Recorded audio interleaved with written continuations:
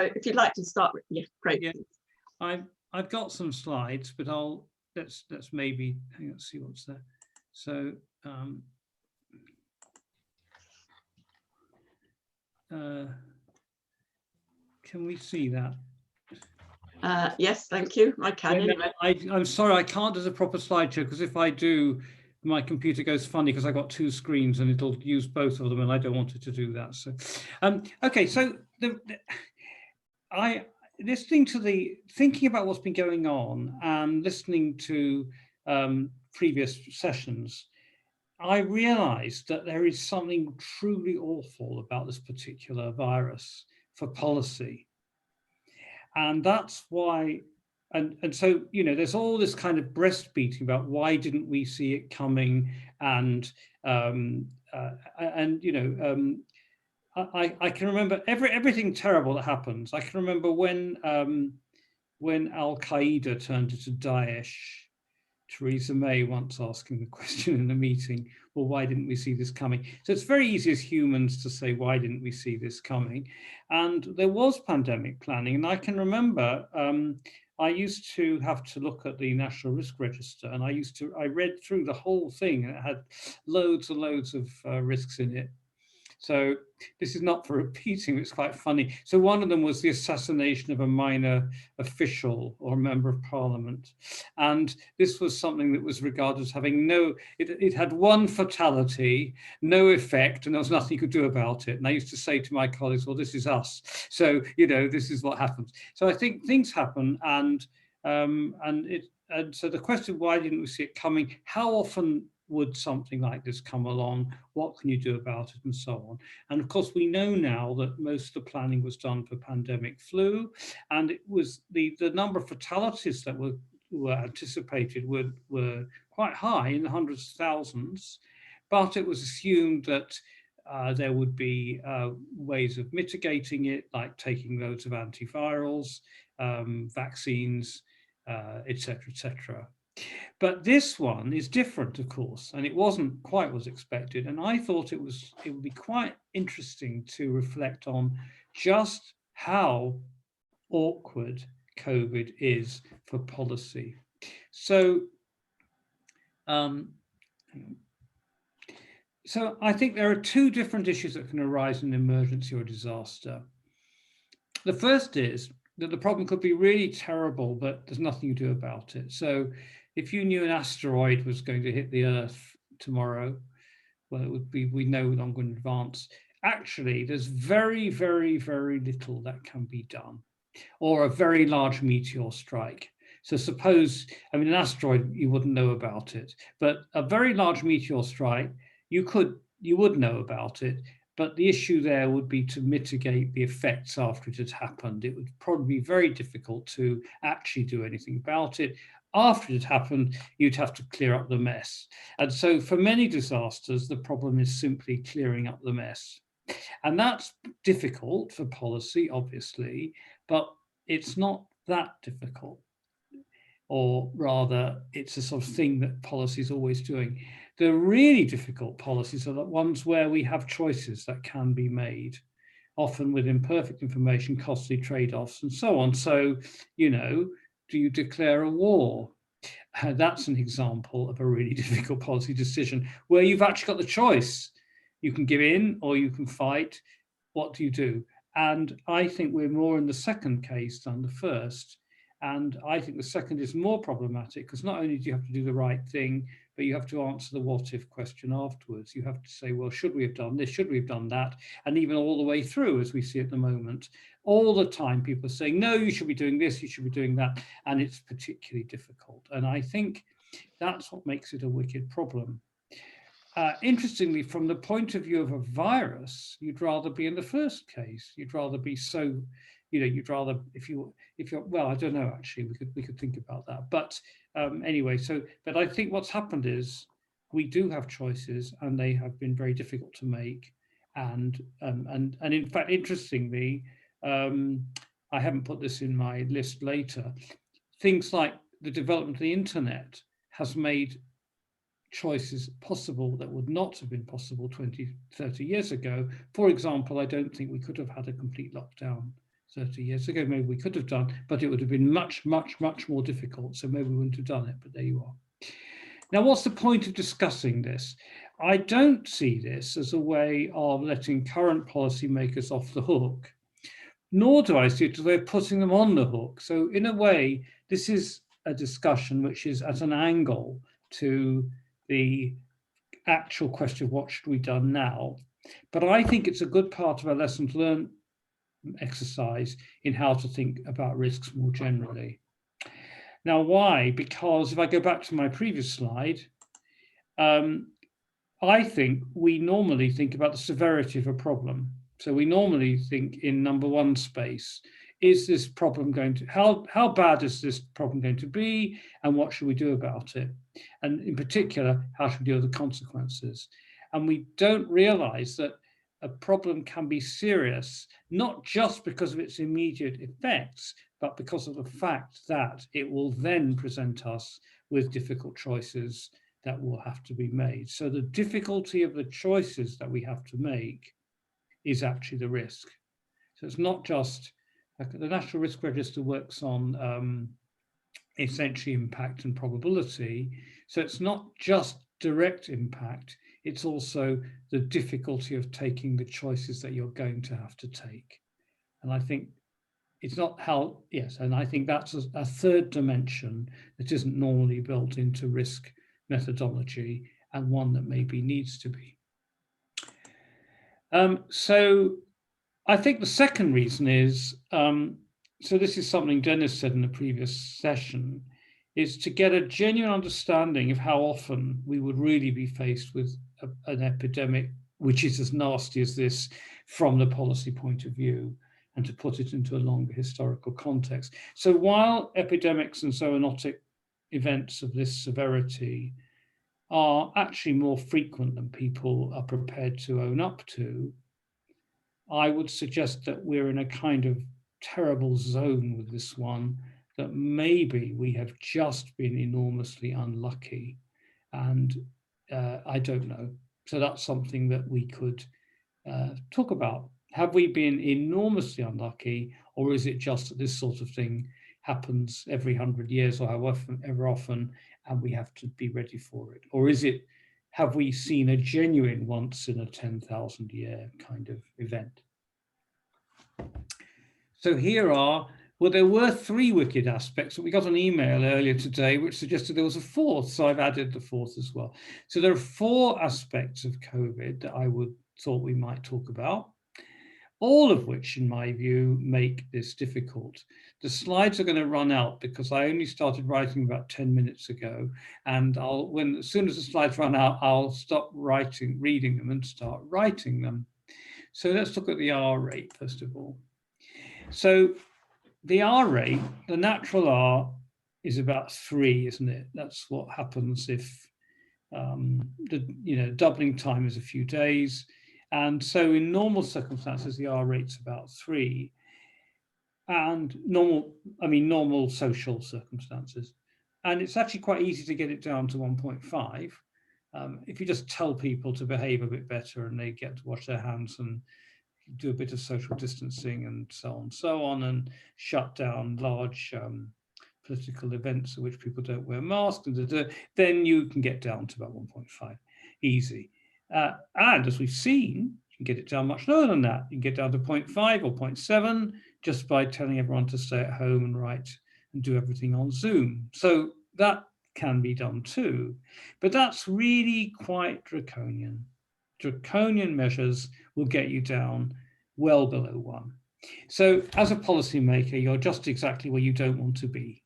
You are exactly in the zone where turn things down a little bit, you're at the top. You can get down below, but isn't it unlucky that we are in this 0.8 to 1.3 zone where you want to be? You're exactly on the cusp of criticality. And this is really, really bad, because it means all the time people are saying, oh, no, you should do a bit more of this, a bit more of that, or please leave us alone, it's not necessary. And we've seen that happening. If we look at other diseases, well, I'm not I'm not a specialist in this area. Many of you are. I know that measles has an R rate of 12, they say. Ebola, well, it depends what you do. So if you live in Africa and you have traditional funeral practices, then it's horrendous because each case, nearly everyone dies. And when someone dies in a traditional African culture, you have a funeral where everybody touches the body and they all catch it. So the Ebola, it's hard to say what the natural R rate of Ebola is, but it's enormous. It's 10, 20, 50. Of course, the minute you stop that practice, it goes down, but that's not the point. So I wanted some help. I didn't realize seasonal flu isn't as infectious as I thought it was. So when we have a discussion, it'll be quite good to fill this section in, and you can tell me what the natural R rates are for different standard diseases, because they really make a difference. So measles, the R rate is 12. So there is no point at all in trying to do lockdowns when you have measles. That option just doesn't exist because it won't help. You might get it down from 12 to 3, but it's still 3. So short of actually completely locked, well, you just can't. There's nothing to do. So, you know, I mean, I think maybe we should look at diseases which are transmitted through casual contact. So HIV is a bit different because if not checked, HIV has a very high R rate. But once you know what it is that passes it on, it's quite easy or reasonably easy to stop that. But, you know, but we could actually fill in some other diseases to understand where the R rate is. And I reckon you'll find that COVID is very unusual. It's very unlucky. That 3 is about the worst place to be for a disease that's spread by casual contact. And now we get the case fatality rate. Now, here you can get really frightened by looking up that web page. Sorry, I won't put it on the screen. But if you look up the web page I gave you, it's human disease case fatality rates. There are some things you've never heard of, and believe me, you don't want to get. So transmissible spongiform encephalopathy is 100%, trypanosomiasis 100%, amoebic something or other 100%, flu 0.1%, rabies 100%, etc., etc. Smallpox very, very dangerous, etc. Anthrax, which I do know a bit about, very nasty, etc. Bubonic plague, and then we get down to ordinary smallpox is only 3%, yellow fever 7.5%, whooping cough 3.5%, diphtheria 5 to 10%. So diphtheria used to be an endemic disease. My father had diphtheria in 1917, and he died in 2008, 91 years later. So he, but you know, people often die of diphtheria, 5 to 10%, and then of course you get things like chickenpox, flu, and so on, which have very, very low case fatality rates. Now, from a policy point of view, this is really difficult because 0.5 to 1%, which is actually the case fatality rate of COVID, it's too high to tolerate that number of deaths, and low enough that you could tolerate that number of deaths, as you know. So as David Spiegelhalter has pointed out, if every single person in the country caught COVID, the number of deaths would be similar to what you get in a standard year. In other words, we'd get a year's deaths extra, or not even a year's deaths extra. Whereas if 2/3 of the people in the country got Ebola, then you would be in, there wouldn't be anyone left. So, and flu, so this is another reason. This is too low to, it's low enough that people could reasonably say, well, things happen. Sadly, a lot of people are going to die, but 99% of people survive. So for most individuals, it's a risk they can take. But on the other hand, when you look at the number, 1% of the population is 700,000 people. That's a lot. So you can't have that. So again, you are in this really awful zone. If this were an illness that had a really high fatality rate, you wouldn't need to have lockdowns. People would lock themselves down without being asked. And if the illness had a much lower rate, then we would simply be tolerating it and deciding and saying, well, it's one of those things, and what else can we do? So this is both too low and too high, meaning, again, we've got into a critical zone. This percentage is in a sort of critical zone where you've got to do something about it. But on the other hand, you can rationally say maybe we should, the trade-offs might be too high. That's my last actual slide because I never made any others. So let's talk about the other things. So there's the mode of transmission and the case-related risk. Now, because I don't like looking at slides, I'm going to switch I can find it. Sorry. So I can't find how I stop sharing the screen. Sorry. I see. Stop. Great. I'd rather see you and talk. Well, there's the age-related risk, and we know about that. The problem with that is, of course, that the people that catch it aren't the people that die of it, roughly, or the people that spread it aren't the people that die of it. So this is quite unusual. Most illnesses, if you catch it, you are at risk of getting serious morbidity or fatality and of passing it on. And those risks are rather similar to each other. But this is very unusual because, as we know, it's young people running around seeing each other that spread it, but the people that get it are those who don't themselves have all that much contact in general. Not always, but in general, there's this mismatch. And this makes it, again, really difficult from a policy point of view because you can't easily tell, you've got to tell people to be altruistic. And people are altruistic mostly, possibly up to a point, but telling people to be altruistic is always problematic. And that's actually a problem. And then there's the mode of transmission, which is that this is transmitted asymptomatically and by casual contact. So again, a very wicked situation. And if only we had a form of viral infection where you actually had symptoms and then transmitted it, wouldn't it be so much easier? And again, the questions of policy would be much easier. Now, I've got a few other points. First of all, in a sense, evolution says that things find niches, but I don't think that this disease has evolved. I think the niche it's in, with a reproduction rate of about 3 naturally, a case fatality rate of about 1%, a risk which is enormously age-related in a way which is orthogonal to most social contact, and something that can be transmitted asymptomatically. I think this disease has found a niche which makes it particularly nasty for policymakers.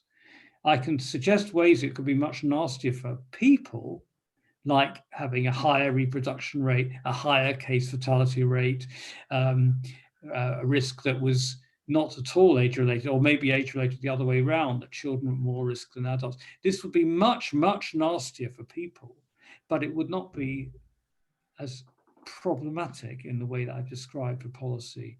So which of these aspects has it arrived at by evolutionary means? Because we know that viruses with very, very high case fatality eventually don't reproduce that well, because it's better for your host to be alive than dead, except in the case of Ebola, because a living host can spread it more. So we know that sort of thing happens. But I'd be interested from the people that understand evolutionary biology, how many of these characteristics have gone that way.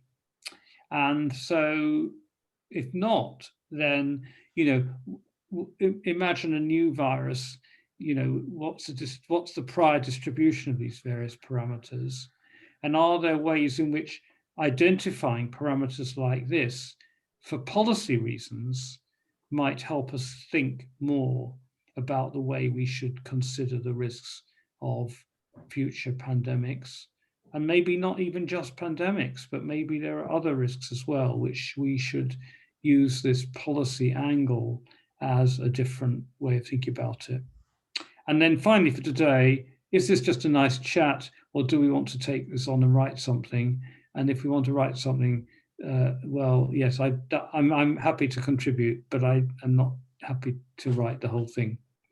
Thank you. Is that all right? Very interesting. Yeah. Sorry, for those of you that don't know me, most of you do. Perhaps I should have given you a bit of background. I used to be one of the chief scientific advisors in government, and in particular, I took a big interest in the National Risk Register, and there are aspects of the National Risk Register which I actually designed, which is the way that they trade off impact versus probability, whatever they call it. And the other thing is that every chief scientific advisor had to sign off on their bit of the National Risk Register. My risks were almost all what are called T rather than R. T means a threat, which is a classified terrorist-related thing. So I didn't have much to do with pandemics. One of my favorite risks was the one that was, sorry, I think I'm allowed to say it, when I talked about it with my colleagues, was what they call an improvised nuclear device. So this was a terrorist would set off an atom bomb in Trafalgar Square, and I used to say to my colleagues, just make sure you're in the office when this happens, because you won't be around to deal with the consequences. So I have seen how risk is addressed in government. It's very easy to criticize. I'm perfectly happy to criticize government. It's very easy to criticize people for not thinking of, why didn't you prepare for this one? But I'm afraid to say, it's very difficult to know which one it is you should be preparing for. So that's just a reflection.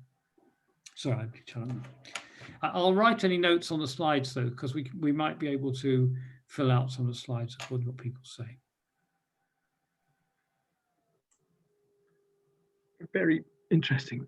Do we want to have discussion of those points you've already raised now, or should I respond to them and we can freewheel that into a discussion as we go along? What would work best? You're in charge. You got your light.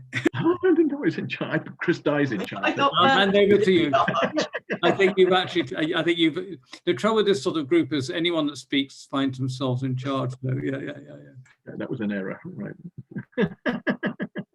I suggest that if there are any sort of very direct questions to Bernard, that we take them now, or otherwise that Andy would, give his response, and then we can talk about it all together. But there might be some sort of rather specific questions that somebody wants to ask Bernard first. Can I ask one, Valerie? So yeah, but I'm not in charge. I've stopped speaking. Oh, I see. Look, with only 10 of us on the call, we can.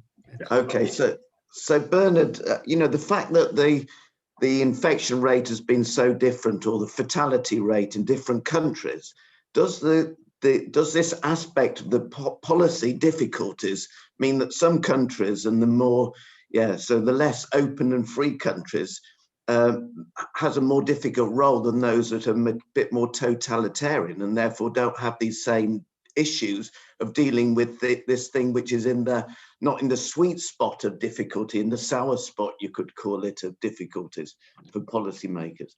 Okay, I suppose I'm thinking about policymakers in free democratic, because it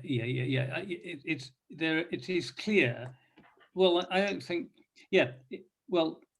since I don't live in an authoritarian country, if you are if you're in North Korea or China, well, yeah, okay, you just do what you like. I mean, I don't think that,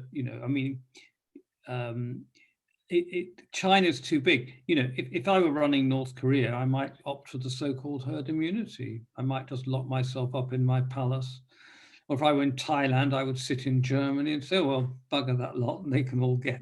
So this is really only for internal purposes. This video is so the thing is that an authoritarian country, first of all, you presume doesn't care about losing 1% of its population or any percent of its population. And secondly, they don't care about what people think about them. So it's a different thing, really. So I think when I talk about policy making, I think I must be talking about policy making in countries that actually can make policy and where policy can be held accountable.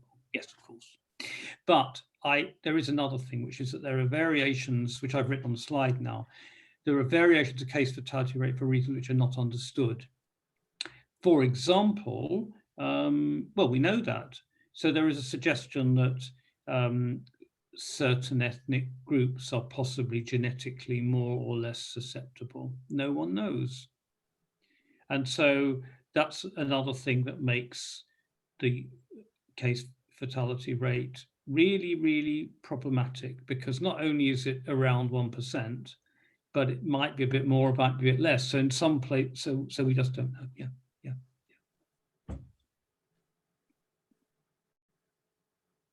Yasmina, did you say you had a question? Hi, I will start my video. My internet is not great. Hi. So I always switch my video off. I wanted to just make a note when we talk about these R values and the CFR values. So I wrote a paper last year entitled, "Are we prepared for the next pandemic influenza?" And within that, there is a table where I collated the information about the different influenza viruses. And for example, the critical fatality rate for the Spanish flu was 2 to 3%. So it's quite high comparison to the others. So when we are talking about the balance between transmissibility and severity, which is what I thought that Bernard was talking about, it's important to possibly focus also on influenza strains rather than general, because it's always going to be really difficult to untangle different viruses and how they attack the body. Would it be possible, Jasmina, for you to post the reference, the link for that paper in the chat? Yeah, I will do that as we continue talking. Great, thank you. You see, the Spanish flu is interesting because, of course, it was 100 years ago when, well, first of all, there were quite draconian lockdowns done, weren't there, for Spanish flu? And of course, Spanish flu was horrible in that it killed young people. So it was very, very serious, very nasty. There was absolutely nothing that anyone could do about it. There were no therapies or treatments. There were no vaccines, nothing like that. So that wasn't a possibility. And I would suggest also that the social, people were used to, well, there'd just been a terrible war, and people were sort of used to the idea of dying of all kinds of diseases. In other words, the tolerance for dying, the social tolerance of dying of diseases was much higher than it is now, which is a thing now. You know, yes, completely, I agree. I just thought that it's important really to note. Yes, it's really helpful context. And of course, what it also illustrates, comparing with Spanish flu, is how, in a sense, COVID would have been much, much easier for policy 100 years ago. In fact, I'm not even sure we would have noticed it.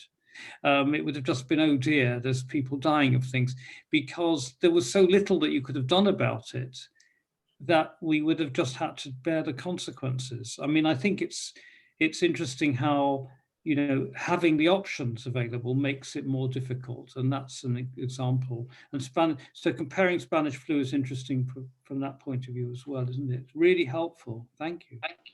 Pleasure.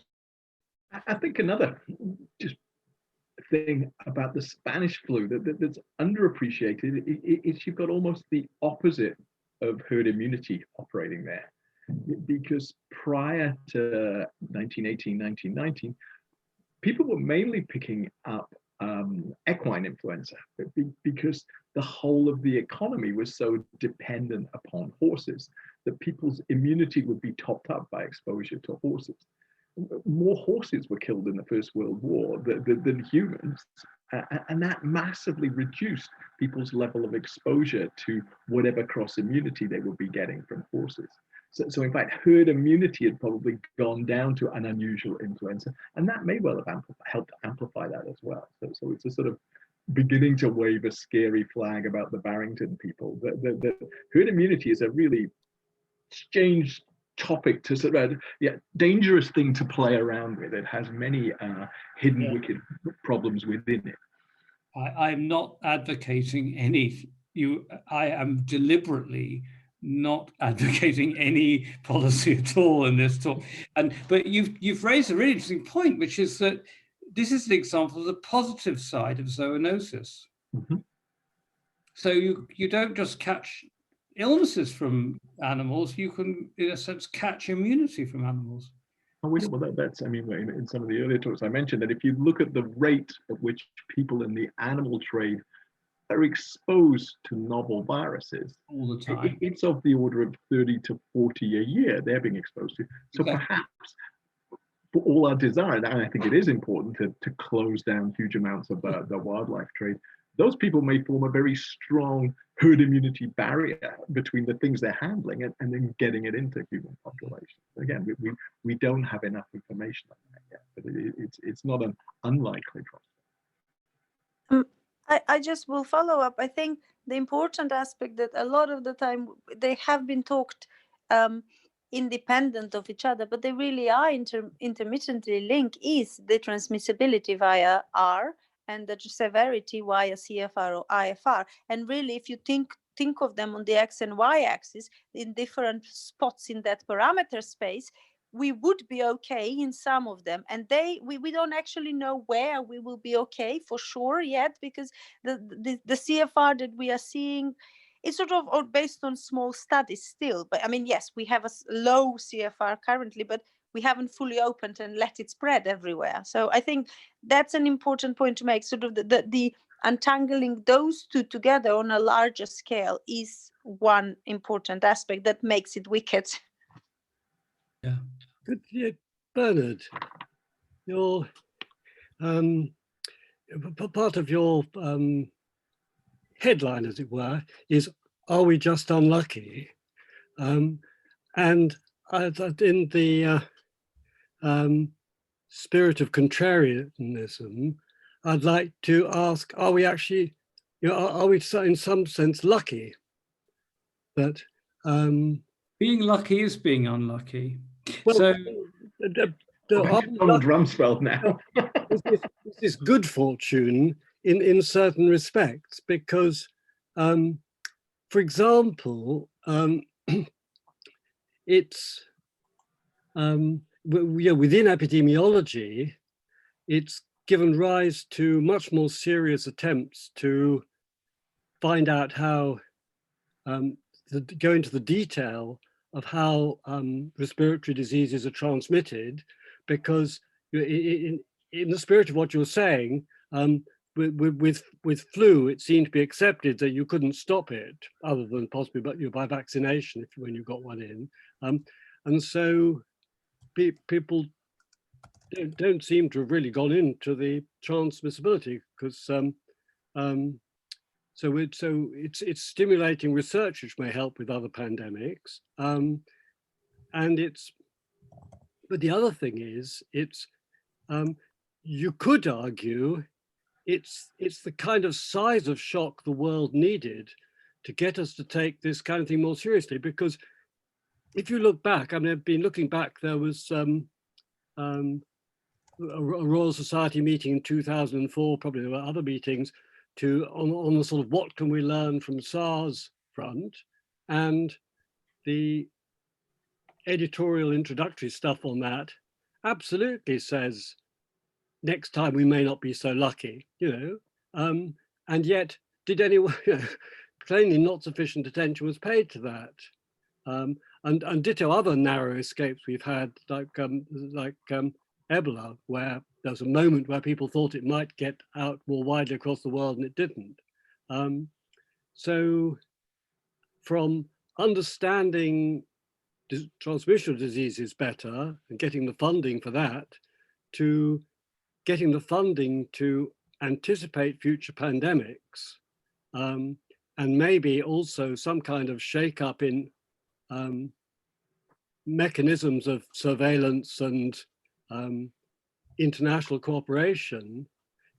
That there is an opportunity to rethink, which may be a bit optimistic to hope that all this will happen, but it could well mean that if the next pandemic comes along, and let's say it has case fatality rate much higher, 10 or 20 or 30%, maybe, just maybe, we will have the we'll be better prepared and able to deal with it more effectively than we have this one.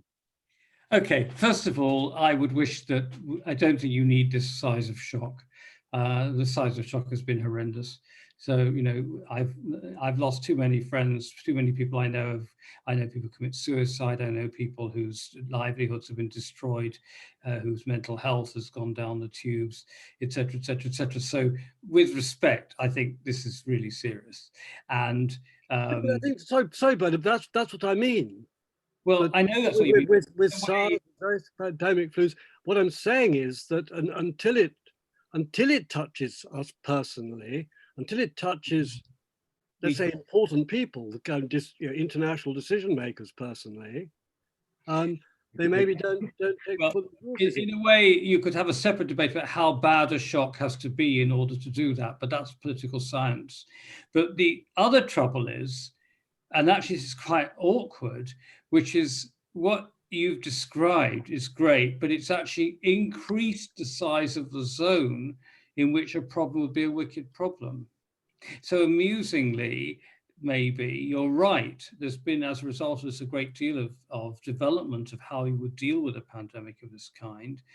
But of course, what that does is to make the zone of the wicked zone amusingly bigger, because you will always have places where you're in this wicked zone. And so there will be pandemics that we wouldn't have been able to do anything about, which would have been in a terrible disaster, how do we cope with it zone, and now go into the, oh, now we can do something about it, what should we do zone. And that's really the, so I mean, of course you're right. Something like this was bound to happen. I mean, we are in a sense lucky in that we now have the capability to do something about this kind of thing, but that's not really, yeah, all right. That's not really what I wanted to discuss, but yeah, you're right. Yeah. But I think it's part of, it's part of making the best of the lessons from this, is to, well, to have the kind of discussion we're having, I suppose. Yeah. And in a way, I want maybe, I mean, and you could say that you could say, what's the point of having policy? What's the point of having people who discuss and decide policy if all the questions they get asked are easy? Well, they are, and we can hope.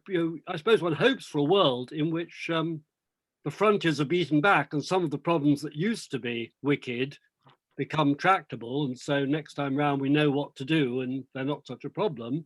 But then, as you say, there'll be more. There'll be new problems which are in the wicked zone, but that could still represent progress. That they have to be that much worse to be in the wicked zone. Whatever you think about the way that the scientific advice in this pandemic has been given, and I'm on record as saying that I think it should have been given in a more open way than it has been. So that's nothing. We wouldn't have that network of chief scientific advisors, SAGE, et cetera, if it wasn't for actually the 2001 foot and mouth epidemic. So the 2001 foot and mouth epidemic was really the prompt to set up the government scientific advice net system as it now exists. And we worked on it for years and years, and I was part of that. I was not part of the current advice. And so the fact that when there was an emergency, there was a chief scientific advisor. You know, there was Patrick Vallance, there was Chris Whitty, there were all these people, there was SAGE. All that was already in place, and that was because of preparedness, and there was a national risk register, even though if it had the reasonable worst case, which wasn't this one, and so on. And so I think we have in a way learned from previous disasters, but I wanted to actually stand back and not say something about what goes on in the UK or what goes on in a particular country, but to just understand the characteristics which make this one a wicked zone thing. But you could add to what makes something wicked is I think the other side of the coin is I said you have to answer the what if question afterwards, and also you will be able to learn lessons. I think that's another thing that will happen if you're in this wicked zone. That's true, isn't it? You will always then say, if only we had known this sort of thing was going to happen, what can we learn more generally? So yeah, I agree with that. Yeah. It'd be a good point now to move over to Andy to get the more sort of biological input into all this before we continue. Does that? I'm happy to do that. I prepared even less PowerPoints because I felt I gave too long a one last week when I talked. So essentially, I took the notes that sort of Bernard sent out last week and just wrote in replies. And I've done the same thing from what he said this morning. I straight away, it's not to disagree, but why didn't we see this coming? I actually think there were quite a lot of people saying this is inevitable. The people who the sort of virus hunter type people have been saying that, but that's the only way they can raise money to keep themselves going. But if you go right back to Mark Woolhouse, Mark's been plotting out that graph that says, you know, we get about 2 novel viruses in humans every year, and we get some sort of major outbreak, roughly on the same timescale as we get a new president or prime minister. Every 4 or 5 years, something begins to take off, and we've usually been able to control it. I mean, the biggest one on a pandemic scale before this was HIV, but that was a huge pandemic that had the potential to reverse global population growth, particularly in Africa. But we learned a lot from that. I actually think that led to the sort of renaissance of mathematical epidemiology that led to all these things being centered around the Newton and other places like that. It gave careers to many of us, but it also allowed us to really get much better to grips with the mathematics of infectious disease being tied to the data. If you look at the 50 years before HIV, it was all mathematics. There was a whole WHO group that was working on the mathematics of diseases without ever looking at data. It was really quite strange. And then HIV very much brought those things together at the same time as particularly Anderson and May were looking at measles and realizing this public health data was a phenomenal resource for understanding and testing this more dynamic understanding of disease. So that made a big, and then people began to look for other viruses. So we did see it coming. And I think a couple of things that are instructive there was the Mexican, well, certainly foot and mouth made a huge difference, as you mentioned, as did BSE and mad cow disease. When we had the influenza in 2012, 2011, I mean, there's been lots of criticism of the handling of that by he who should not be named. But one thing that was noted there is that we've been on the lookout for pandemic flu. We would continue to be that. When they tried to make a vaccine, it took them much longer to make a vaccine for that particular strain of flu than it did normally. It was of the order of a month to 6 weeks rather than the normal week.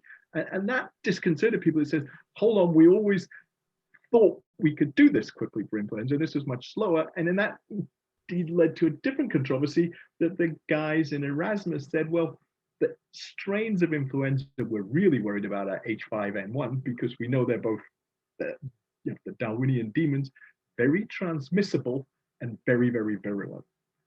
So could we make one in the lab? Mainly to see if we can make one, how hard is it to make a vaccine for it? And they got reamed for having managed successfully to do that, so they weren't allowed to actually do the vaccine trials.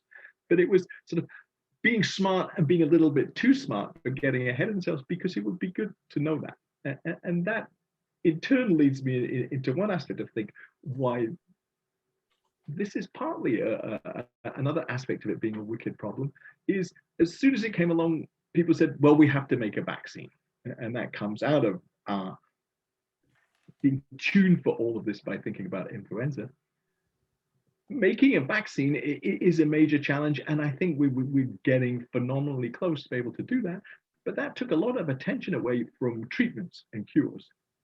And certainly if you want to test a vaccine, you'd like to know there was some sort of treatment and cure for you if you were the guinea pig being tested for it. And so this emphasis on vaccines, I think, helps worsen the wicked nature of the thing. Because if we look at the history of medicine, we have eradicated two diseases by vaccines. One is smallpox, the other is rinderpest. The initial development of vaccines for those diseases was done within a year of each other, partly in London for smallpox and up in Yorkshire for rinderpest, where they were taking hairs out of the tails of infected oxen and sewing them into the necks of uninfected cattle to see if that would give them a resistance to rinderpest. Fantastically done by a guy called Dobson, whose name looms large here today.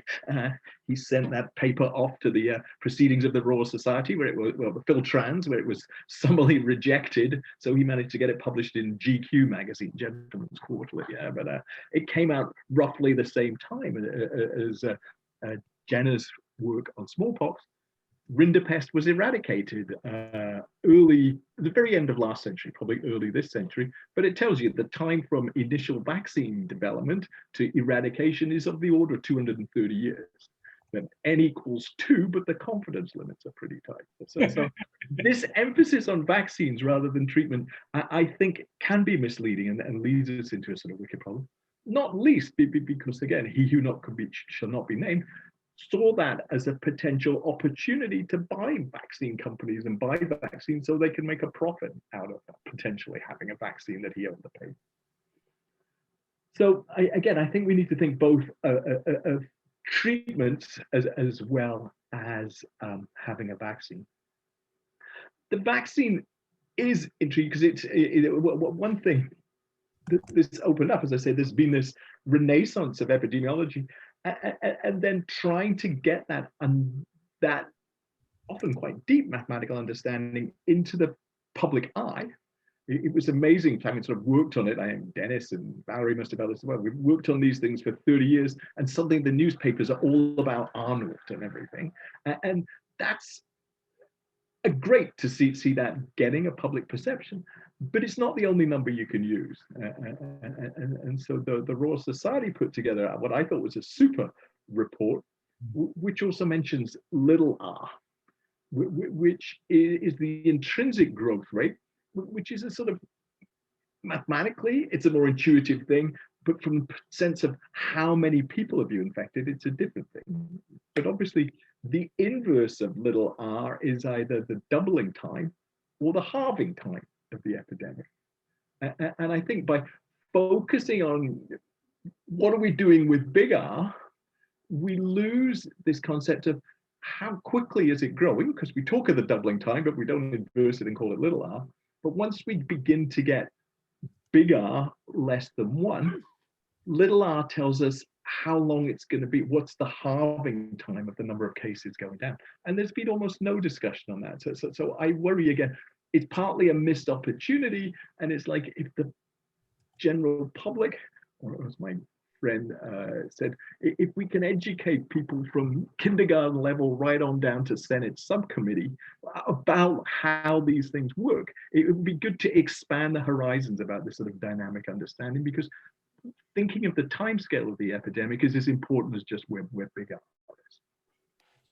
So that's another thing. Is I think we need to think beyond big R, and little r is at least baby steps in that direction. That also goes to this whole business of science and policy and how it's been looked at in different places. And it's interesting because the conversation has very much been on UK. We are in a slightly worse state because having the president call the major scientific advisor an idiot and a nuisance is not helpful.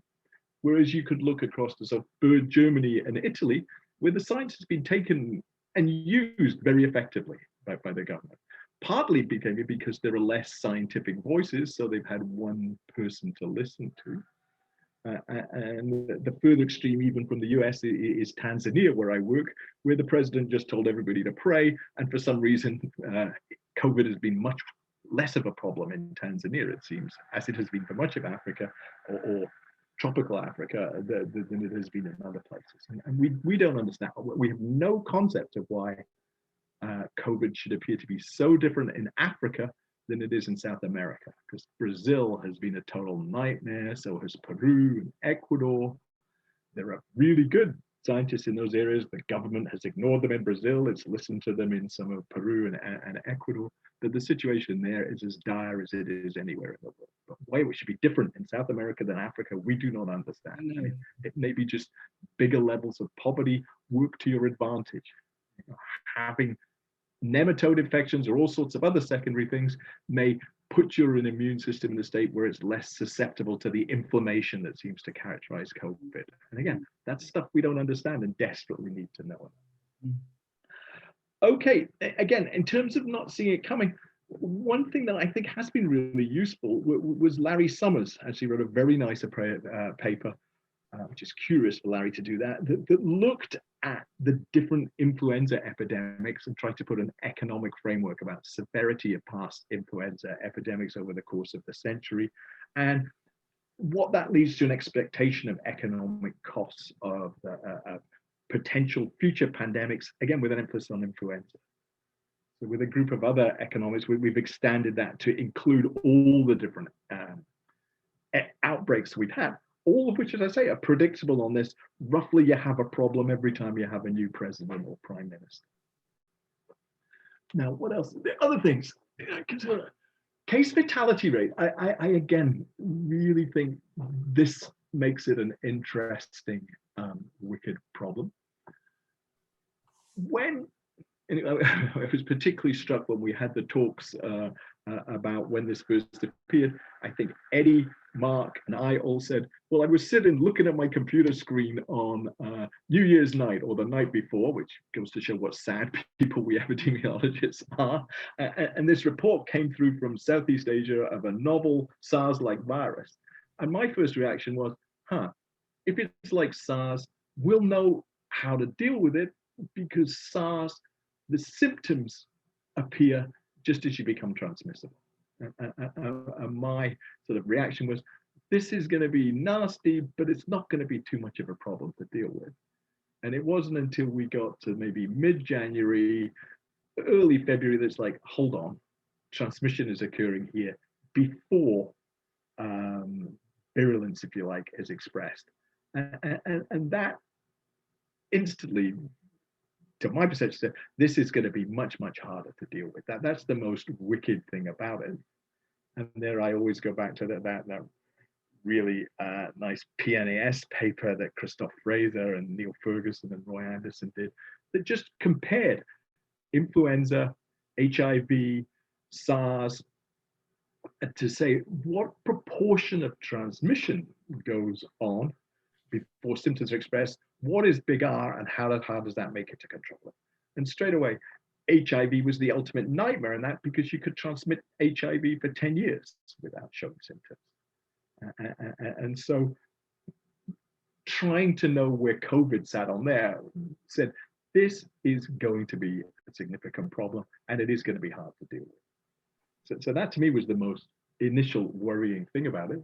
The other thing are these strange age-dependent patterns in mortality, because usually we're very much geared to think of childhood mortality through sort of measles, malaria, etc. I mean, we have this irony that the Gates Foundation feel they've done a phenomenal job reducing mortality of the under fives to malaria by all the sort of bed nets and drugs.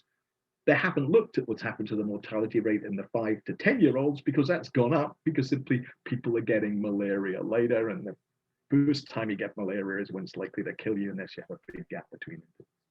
So again, having something where the mortality rate increased so steeply with age was really, really interesting, because it's moving it beyond even the sort of most economically viable age classes into the older age classes. Plus, you've also got this double asymmetry.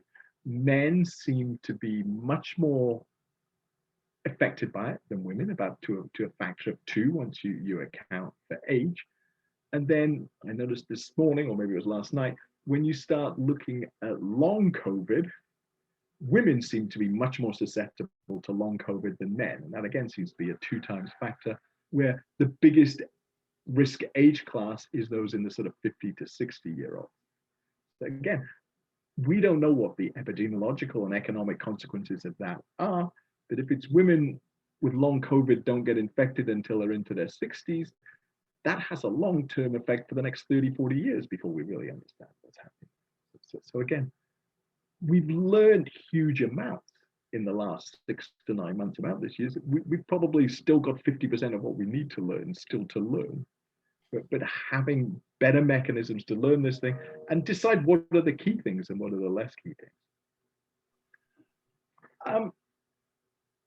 Again, as I say, R is slightly misleading. I certainly see why it causes all those policy problems if it's about 3 and you can get it down to 1.5 and to 1. And it would be good to come back and talk about that a little bit more. But to me, partly the solution to that is getting at that doubling time and halving time as it moves into that policy arena, because it tells you something about if you're going to put interventions in place that affect the economy, how long do you need to keep those in place for? And big R doesn't tell you anything about that. Little r tells you a lot about what you need to do with that. So that again is sort of moving on. Another aspect of this morbidity was I really caught my eye when you said people who spread it aren't those dying of it. And I think it gets better than that, bigger than that, because perception of risk is very much dependent on if you see somebody dying or sick with it. And lots of the people who are being exposed to it, if we think of all the sort of political rallies, are seeing people, healthy people, behaving exactly the same way as them, not wearing masks, hugging each other. Everybody must be safe.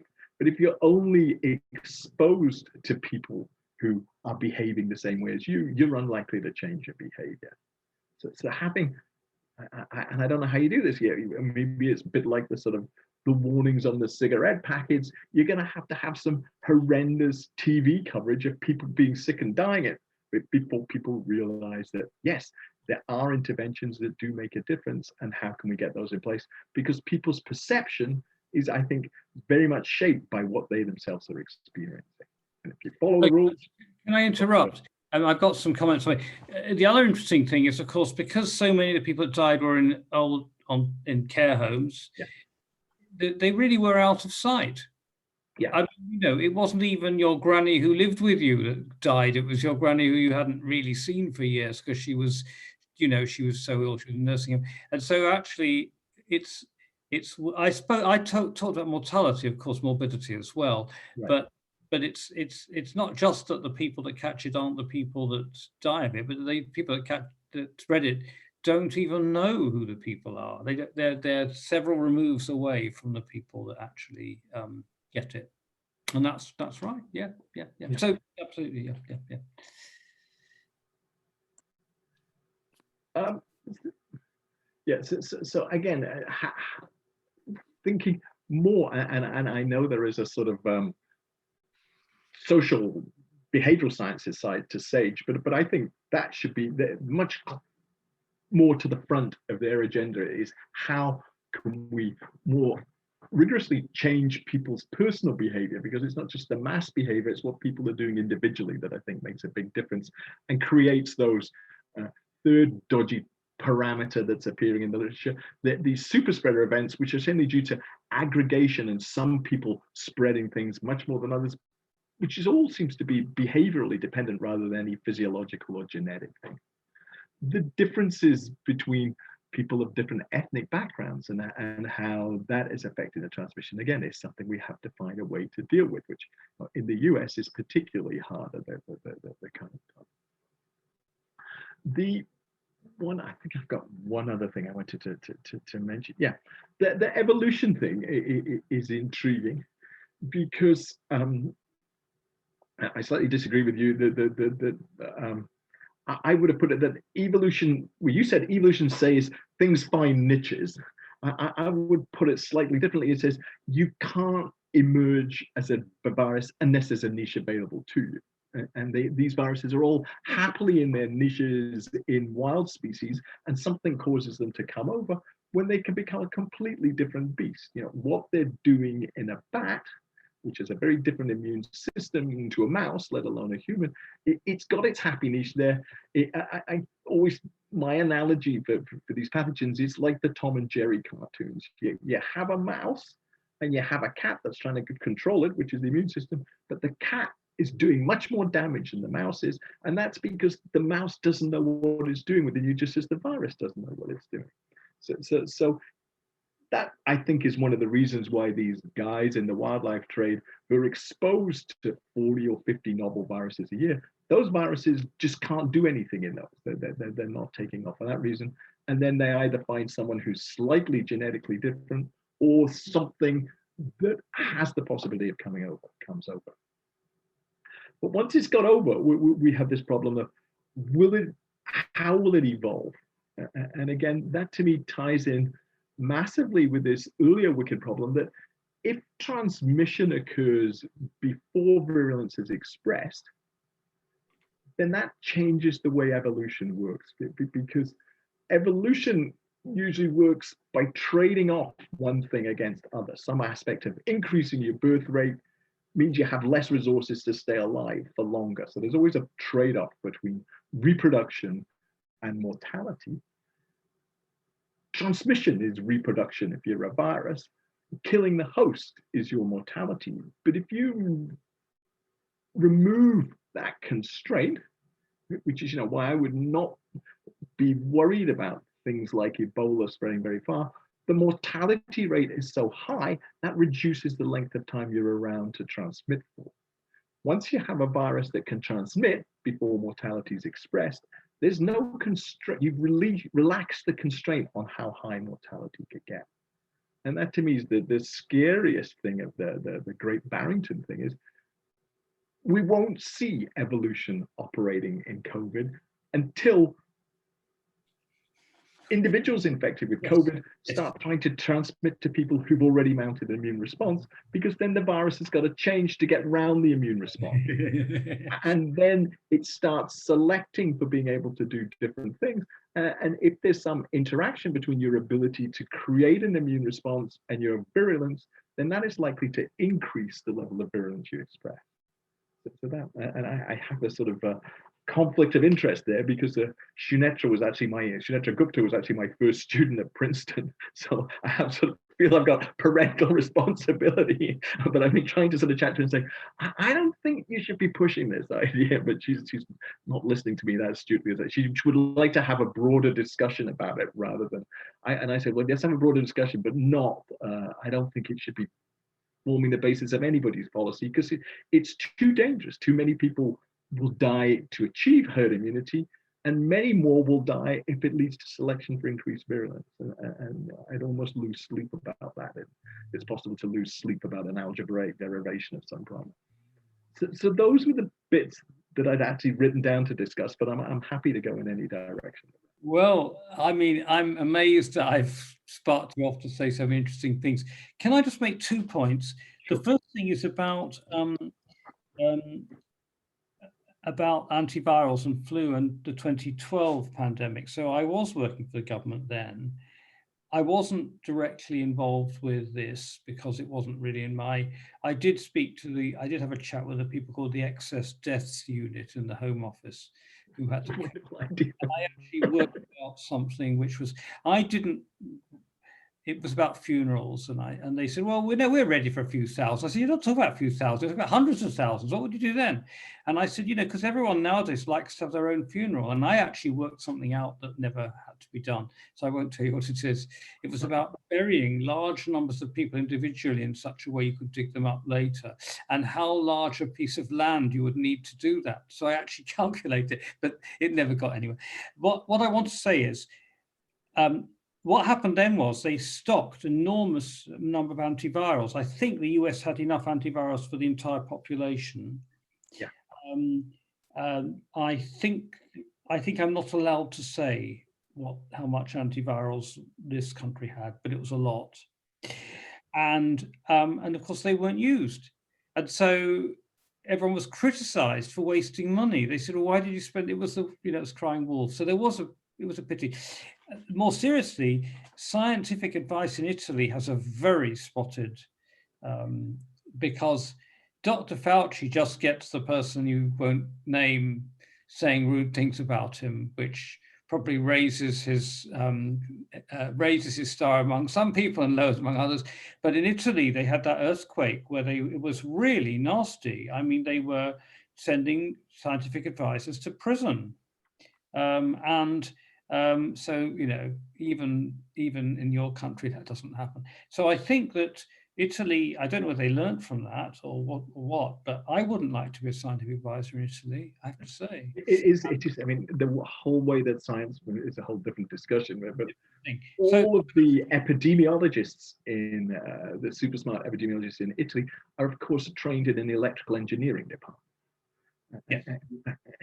And because of the strange way that the whole of the life science, the sort of mathematics that deals with epidemics and environmental problems, it's all based in electrical engineering departments in Milan and things like that. So there's no, and they all have to answer to some priest somewhere. I mean, the whole system is beyond Baroque. It's maybe broken and unfixable.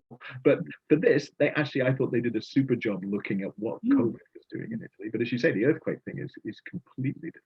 Is completely difficult. Okay, I mean, that's all I want to say, because you've said lots of other things that are really I don't know. What I mean is I've written a lot down, but it's not for me. I mean, I think that's really interesting, and I absolutely take it. And so all of this is part of the wicked problem landscape. And some of the things, again, illustrate how maybe it's that problems are going to get more wicked. Maybe what we're learning is that as our ability, as the range of things we're able to do increases, the number of problems that will fall into what I call the wicked zone becomes bigger, because we both learn how to deal with more things, but we also open up for ourselves more choices. Yeah. So, we have eaten of the tree of the knowledge of good and evil and so on. So we are actually able to, and that gives us a bigger responsibility to try and figure out how to deal with them. But it also suggests that this dimension of trying to assess the difficulty of dealing with a problem when it comes along, it makes it even more important that should be considered when you start thinking about what resources and how you're going to deal with scenarios. That's really interesting. I mean, they did move with risk assessment from reasonable worst case to some sort of probabilistic distribution of cases, because what they used to do with risk assessment, say, there's a risk of a pandemic. What's the most likely unpleasant pandemic? So we'll learn how to deal with that. It's not a bad first step, because there are always commonalities, but the trouble is it means you put all your eggs in that basket. And instead, you want to look at a range of different possibilities. So they started moving towards that, but this was more difficult. And in fact, just as an aside, that the antiviral compound they had that was massively stockpiled, they forgot to mention that in some people it's a major depressant. I mean, when they've used it in Japan, suicide rates have gone way up. So giving it to people who are depressed would have caused more mortality than the virus. This is the problem with, I mean, we also, if you had an anthrax attack, an aerosolized anthrax attack, you can deal with it by giving everyone really unpleasant antibiotics for 60 days. That's supposed to work. I had to take that particular antibiotic for about 3 days, and I couldn't stand it. It was horrible, and I couldn't. I felt really terrible. I had for a completely different reason, completely nothing embarrassing, but it was actually I had a potential infection. I had to take it, and it was for a procedure, and I really wouldn't recommend it. So everything there's always a trade-off, isn't there? I mean, vaccination itself is a risk, and lockdown has had terrible effects, but the price may or may not have been worth paying, and that's what Sinetra's point is.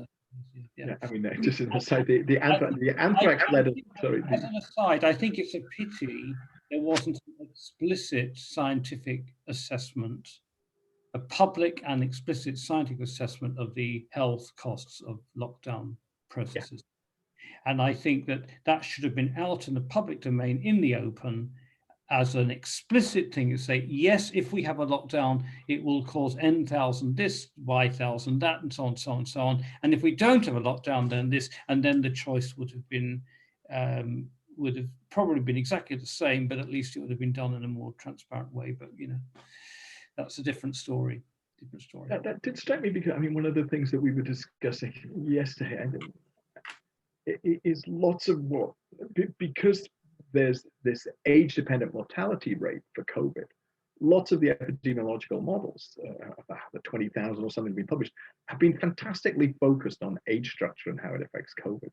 But if we're interested in what the economic consequences of it are, I actually think we need a class of epidemiological economic models that say, actually, let's divide people up into which economic sector they're working, and how much transmission is there between people in manufacturing, people in the service industries, people in the transport industries, and then which ones of those do you shut down and which ones do you keep going? Well, and of course, if you can do that, then you can afford to support the people that you're shutting down. So it's actually, can I just say about men and women, if you measure people's life from the end of their life rather than from the beginning, then maybe the risk to men and women is the same. It's just that you don't know when the end is going to be.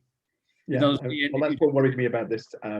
Women being much more susceptible to long COVID because women live longer, so that would flip that round. Well, no, but women are also more susceptible to dementia. Also, yeah. Sorry. So I just wanted to say that the mentioning of the health economics part. So I spoke this morning with people who are looking into health economics component within the NHS test and trace, and I'm not sure how much detailed economical models have been laid upon epidemiological models. Not many that I'm aware of. We have been doing that as within our group, but unfortunately Lancet rejected the paper, so sort of put everything in a delayed fashion. But there is a massive conversation about exactly modeling that, where you model different sectors of society, some that you must keep open and some that you don't potentially can trade off to close, and how does that balance protecting life? So I think one thing that does make COVID-19 wicked is that the fact that to suppress it, really, we had to close the economy. It's something we hadn't done before. We didn't really anticipate doing, because as Andy just said, when it emerged at sort of just after Christmas, and we got some reports about a new novel influenza potentially coming, we all thought, oh yes, it will be like SARS. But as soon as the asymptomatic proportion and the asymptomatic characteristics became available, it was clear it wasn't. So I think this is worth mentioning, is my suggestion.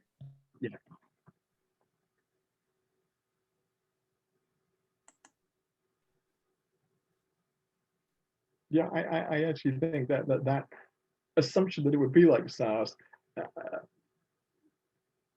people are saying, well, people were very slow off the mark. It's like, well, if it was like SARS, we know how to deal with it, but it did cost us a couple of weeks, which would have made a huge difference early on. I mean, and people will accuse China of being secretive, but it's like, actually, they managed to sort of get the genome out to Eddie within 2 or 3 days, but the genome isn't. The genomics doesn't tell you anything about that transmission thing. We're not at that level yet. So again, another thing. to me, it's still that strong argument to have some massive global database of the viruses that might be out there. But once we could start looking at the ones, what we do know what they do in humans or some of the domestic livestock, then we'd know perhaps which bits of code to look for and the ones we don't know about. And that's going to be, it's going to be a horrendous article in correlation without causation, but we won't be able to do the experiments to give us the causation until we've got those things to point. But I'm happy to, I hope we've thrown the discussion open for everybody to just chip in.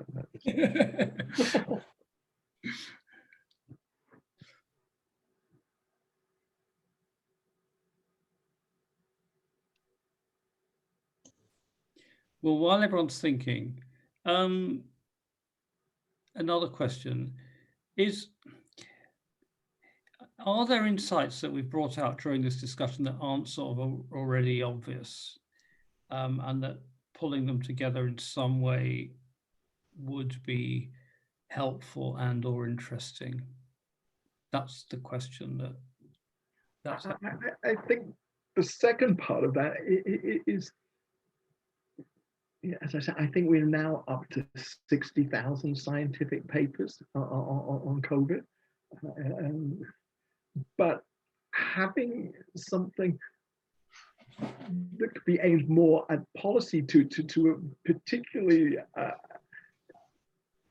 as I think from kindergarten down to Senate subcommittee, something that would explain a bit more of some of the scientific things that have come up and why this is a wicked problem for policy, written for a policy making or policy thinking audience, I think would be useful. But I don't know where the best outlet for that is. I know you're Oh, you'd write. I mean, you would want to write if you wanted to do this, you'd want to write a kind of serious, clear position paper. And then I guess you'd also then write a newspaper. You'd write a newspaper version of it. In fact, you'd write 2 or 3 newspaper versions of it. Yeah. You'd write the the only time I've done a piece of research that was very, very widely reported in the newspapers was about modern slavery and the amount of it.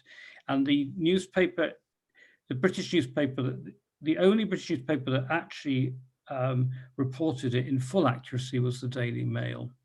So I do not have a prejudice about so-called tabloids and so-called quality newspapers. They're all rags. They're all trying to get people to read them, and they all appeal to different people. So I don't have a view about that. But I think anything written would have to be written from a non-judgmental point of view about what has been done now. So the idea is not you did it all wrong.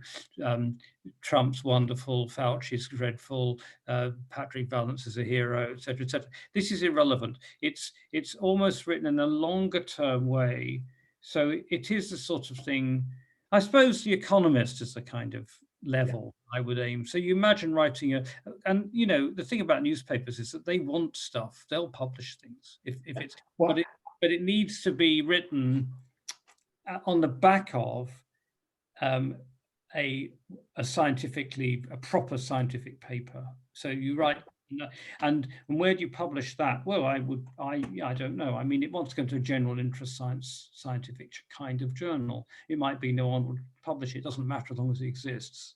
And then it would have it's a Newton Institute position paper, really. I mean, I don't know what you do with it, but you have a position paper that's in the public domain, and then you write summaries of that or presentations of that can be used. I mean, it'll be misquoted, it'll be selectively, we know all that, but it would be there for that purpose. That would be but I'm not going to write it. I will chip in.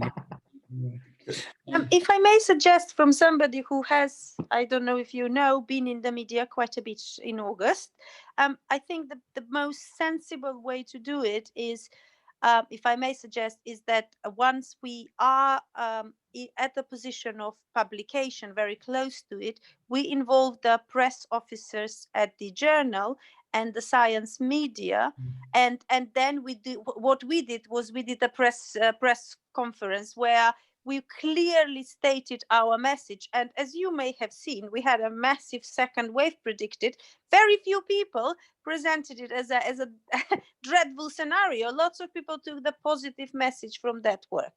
And I think that, and then a lot of the newspapers were sort of reporting it the way we said it at the press conference. So I don't have to be involved in this paper. I don't have time to fully write it. I'm happy to contribute or not, but it's just an advice about how we handle the sort of approach of the media at the time. Yeah. Bernard, just thinking about your 4 points, your reasons why this is a wicked problem. There's a fifth really, Mm-hmm. and the fifth is, maybe it almost comes at, it's that it's not the kind of problem where you can either ignore it or take some kind of token action, you know, stick your head in the sand or kick the tin can down the road by doing some small thing. And I was thinking, and I mean, I was thinking of the contrast with the things like climate change and environmental loss, which I would suggest bigger problems. And But it's not so in their own ways, I'm sure have lots of wicked aspects, but yeah. and therefore one of the ways people cope with them is to try and find something they can do to look busy without actually properly facing up the problem. And I think with COVID, you know, you're much more put on the spot. You have to do something. Dennis, but isn't that true of any is that not true of any disease? Or maybe that's what happened with HIV. So with HIV, it took a while for people to absorb the idea that it was a problem for everybody. Well, that's right. You see, I mean, the thing is, well, I think you're right. And the point there actually is that you could ignore it because it was someone else. You could tell a story. You could tell a rather nasty sort of prejudiced story about how it was only those. It was most prevalent in people we rather disapproved of anyway, and they were. It was their own fault they were getting it, or some. You know, there would be the. Well, and the other thing is that even whereas the trouble here is that the most sensitive victims were possibly people who, when you look at totally dispassionately, because they only have a few years left to live, are in some way not as important as other possible victims, but where socially, you know, we all, or it is general societal norm to care a lot about our treatment of old people. So here to sort of say, well, it's only a problem in old people was absolutely not an option. I have written on my slide, urgency, you can't kick the can down the road. I mean, we could argue, you see, the question is whether that's not true of all diseases, but maybe it is. But well, this, I think you've come up with, I think it's probably true of most diseases, but certainly pandemic ones, but HIV would be quite a good counterexample of one where there was a bit of an excuse to kick the can down the road. And I think I think that's absolutely what was done, wasn't it? I mean, my memory of the 1980s isn't all that good, but my memory is of public figures essentially, you know, sort of saying it's not a very important problem because it only affects. Actually, we in this, well, Valerie is the one that knows all about this because she was. Well, I do, but I mean, so we were certainly in the late 80s, there were, you know, Department of Health working groups and so on and so forth, trying to predict things. So I think it was taken. This country took it seriously before anyone else did. Well, there certainly wasn't a lot of information around then. I mean, there were very small numbers of cases. I mean, you know, double figures, but in the UK. But the UK really took it seriously. That was the thing that was Margaret Thatcher. She actually, because I remember at the time there was a lot of discussion because, you know, people didn't want to talk about it, and then the government actually launched the safe sex campaigns and all these things when other countries just wouldn't do it at all. the US did not come out of this talking. Reagan was exactly the same position. He didn't want it sort of mentioned publicly. No, Thatcher was the opposite. She actually, yeah. So it was quite interesting, and they were friendly. So it's interesting. But there was, it was, well, yes, I think Peter's put his hand up. Yeah, I wanted to say that I believe that I once heard that when Freddie Mercury came public of having HIV, that had a huge impact on the public perception of HIV and how serious it was. Rock Hudson was another, and you know, so well, you know, we could dig over past things. No, the only reason I'm discussing this is this thing about whether you can kick the can down the road. I mean, I think Ebola is another example where it happened somewhere else. And actually, I remember Chris Whitty saying at the time that in fact, there was very, very little risk of Ebola spreading in a developed country. I mean, it would spread a bit, but it would not get very far. And that's how it was. But by then, we were so sensitized to this kind of thing that we actually took it seriously, which is good. You know, so I mean, I suppose the biggest in terms of human lives lost example of kicking the can down the road is the developed and scientifically powerful countries' neglect of what are now almost wrongly called neglected tropical diseases, because they're now that they're recognized as an important category, thus essentially denying their name. But the reason they're called that is precisely because for a long time people ignored the huge death toll. But I think things like air pollution, climate change, these are where there's always something to do quicker. There's always something more urgent on the agenda. Yeah. I mean, like dealing with COVID, you know. So we've actually, that's another thing. Yeah. Well, yes. I mean, there's an interesting trade-off question there. Is dealing with COVID in the long term going to prove just yet one more way in which dealing with climate change has been put off, or might it actually get us to act up a little bit more quickly on face up more to in my humble opinion, because you know, when you've got something urgent, you do urgent things, and then that means anything more less. I mean, if it helps us with climate change, it'll be coincidental in my view, but you know. Sorry? I mean, I've got these reusable plastic cups that I can't reuse, you know, so there's an example. But there you go.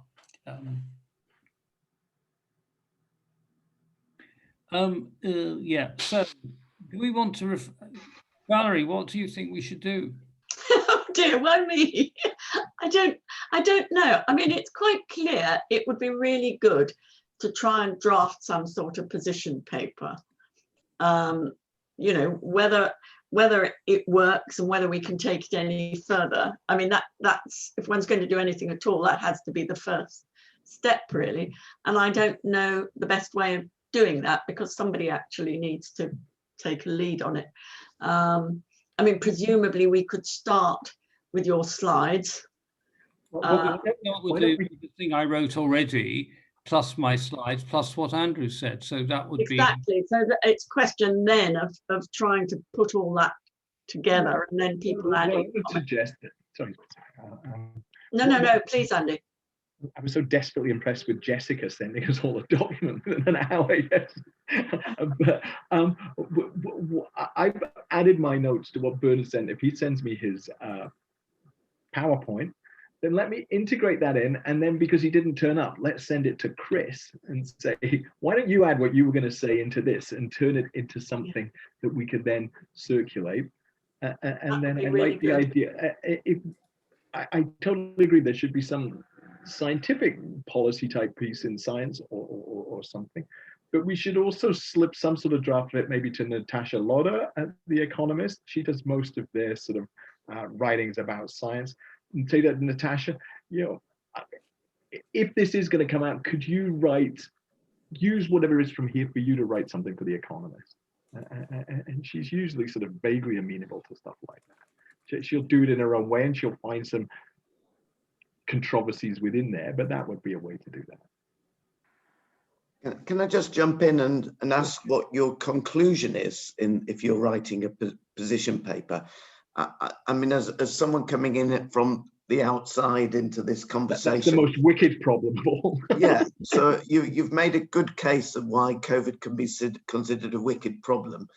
What's the punchline? Is it to say, well, don't shoot the policymakers, we have to understand the problem's too hard for anyone, which doesn't sound a very good conclusion. Could it be that the policy can't be determined as a universal solution? You need to look for a policy solution in every country individually, because the behavioral aspects of the problem have to come into play. You know, there's many other social and Well, David, but I think you're putting your finger on a sixth aspect, which is I'm determined to increase Bernard's bullet points, which is, you know, and this again is something that's very likely true of many pandemic diseases. It's the need for probably the optimal policy is for countries to coordinate policy, if not doing exactly the same thing, to do the flavor of the same policy that sort of adapts to their country. Now, whereas you could argue that the alternative, which of course is great from the point of view of gathering data, is to have a designed experiment in which you name a combination of policy approaches, and you can probably find a country that's doing it.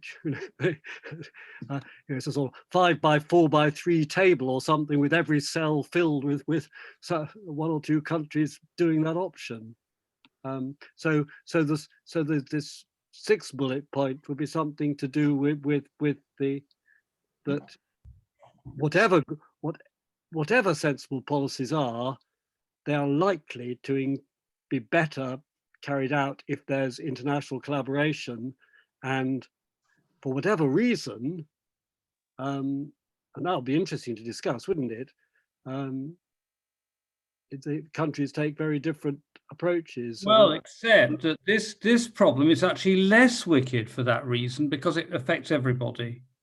So something that affects everybody, what's really difficult are things that only affect some people and not others. So because then it's someone else's problem. And you see this with Russia and climate change. You know, the reason Russia isn't interested is that they want it to get hotter because they think it will be better. But actually, it's clear that pandemics like this one affect everybody, the poor, the rich, the developed, the undeveloped, everybody suffers. So that almost makes the international aspects easier. I think this is getting into, I don't want this to be a paper about policy itself. It wants to be about what is it about COVID that makes policy making difficult. And I don't think the fact it affects everybody makes policy making difficult. But it does. I think it makes it obvious that they necessarily the same strategy would apply. No, it doesn't. Because you know the context is so different, and the sort of behavioural aspects are so different. But the problem is not so much that, I mean, okay. Is it worth splitting it into three? It was like, what did we know? The thing is that what you do in one country affects others. So, for instance, let's call it the elimination strategy of New Zealand and Taiwan and one or two other countries is made more difficult for them by other countries not doing it. I mean, the UK, it's hardly an option for the UK to follow that, because we're so much more connected to our other countries. You know, these are relative. If you've got a relatively isolated island country, I mean, not necessarily physically an island, but in travel senses an island, then that's an option. So because what happens in other countries affects you, it affects what your policy options are. So, which is surely makes things more difficult, not less. But there aren't. But that is yes, what you mean is the fact that what goes on in one place affects what goes on somewhere else. That's Yeah. But isn't that true of almost, I suppose that's not true of some emergencies. Yes, that's right. It's a correlation of, it's the, interconnected, yeah. But in this discussion, I think we should also take into account the less industrialized countries and the less developed countries. Was it Chris Dye who had this talk about, the measures which are needed for elimination are just not. That means no food for many people in some countries. I think elimination in, big parts of Africa and South America requires an effort from the rich countries as well, which, not many countries are willing to support them in. That would be true of nearly everything, though. There's always that it'll hit the poorer, the less developed harder, almost always. Of everything. You name it, that in a sense. Yeah. All diseases are diseases of poverty at heart. Yeah. Andrew, so that makes elimination hard worldwide. Andrew, can you send me your email address and I'll in the chat? So Sure. And I'll send you the slides. Yeah. I mean, one way to say is, what did we know ahead of time that was useful and is likely to be general for future things? So that's a non-wicked aspect. What do we know ahead of time that misled us, creating like wicked problems, which would be, things, assuming it would be similar to SARS when it was importantly different. What did we learn as it progressed? And particularly, how were those different? How did what we learned differ from location to location? Sort of why was it different in different countries, and even in different parts of the same country? And then, what have we learned from this in the first year that's useful for going into the future, and particularly for COVID, but for also whatever comes next, and split it up along those lines. I think that has to be the final message for David, that it's addressed to, what we can learn and how we can potentially affect things going forward. Yeah.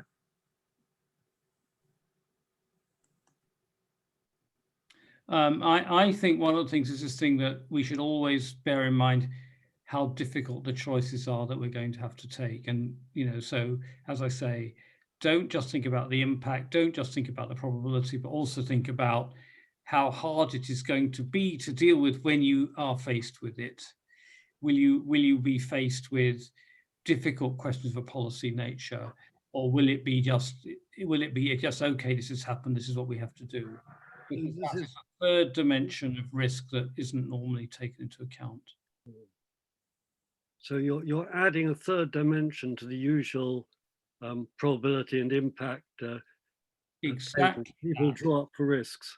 Exactly that, because a risk which you have awkward choices to make within is more difficult to deal with than one that you just have to deal with, and that's exactly right. So we need it raised to a power to allow for.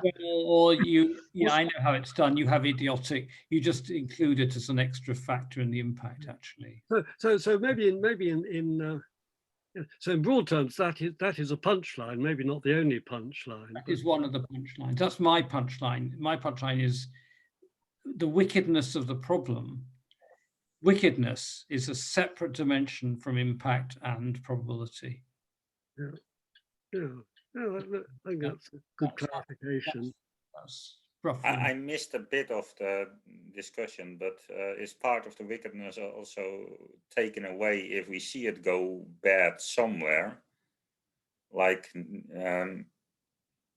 Taiwan, take as example, they took measures way before it got bad anywhere outside China. No, that's not what I mean. What I mean is you have a range of things you will be able to do, all of which are difficult to choose between. And you will have to, whereas it's not to do with this particular epidemic, it's that you will be faced with a whole menu of things you have to choose between, all of which are difficult, but there are things on the menu. For some emergencies, there is nothing on the menu. The menu's blank. Yeah. And for others, it's obvious. You can eat anything, it'll deal with it. And for this one, you have a whole kind of menu, and the choice of which dishes you choose is difficult, and everyone has a problem, and yet you do have a menu. And so that's what makes it more difficult. So in fact, the odd thing is, the more ways there are that people have thought of to deal with, the more difficult it gets, not the less difficult, because you have a wider choice of things you can do. That's to sum up what I said at the very beginning. Okay, and that I got there. I was still present. Now, but I was thinking of the observation that Taiwan took measures before it was bad, before anywhere outside China. Suppose it would have stayed contained in China, nobody would have praised Taiwan for what they did. And actually, they would have gotten a lot of criticism, or the government would have received a lot of criticism because of, harming the economy so much without any visible good reason.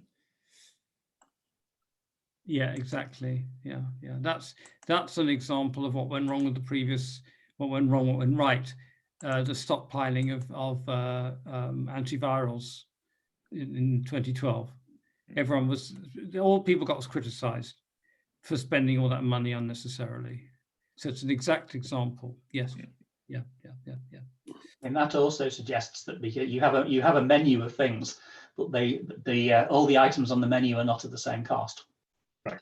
And sometimes you have. It struck me when Andrew was talking that the difference between COVID and SARS, because SARS has no asymptomatic transmission. You can choose an item which is quite cheap, which is to say to people, if you feel sick, isolate yourself, and that's in a sense an easy thing to say. And then you have COVID, where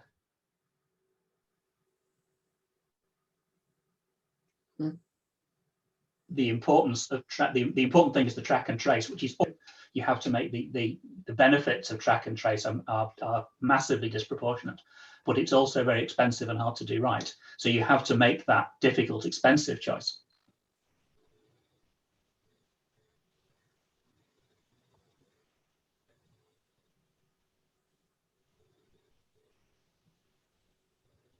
Moving on a bit.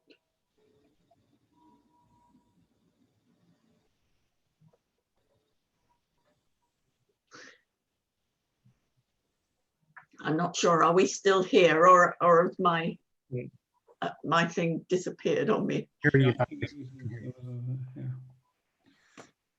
Maybe we are all still here. Seems to be going in and out a bit. Okay, so any other points that we need to cover, or is that it? I think we have a good way forward anyway, which is thanks to your good officers.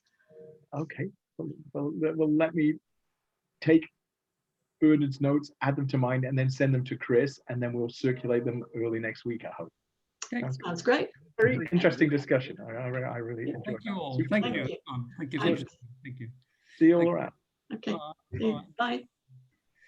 bye. So we can stop recording. If you're still there, Ellen. Yes. Hi, Valerie. Hi, can we stop recording? I think it's, I haven't, I'm not. I don't think I am either. I was hoping that. Elif, are you there? I'm here, yes. I'm No, here. Elif. Can you just Yeah, sorry. can you just press start recording? Yeah, no problem. Thank you. Okay.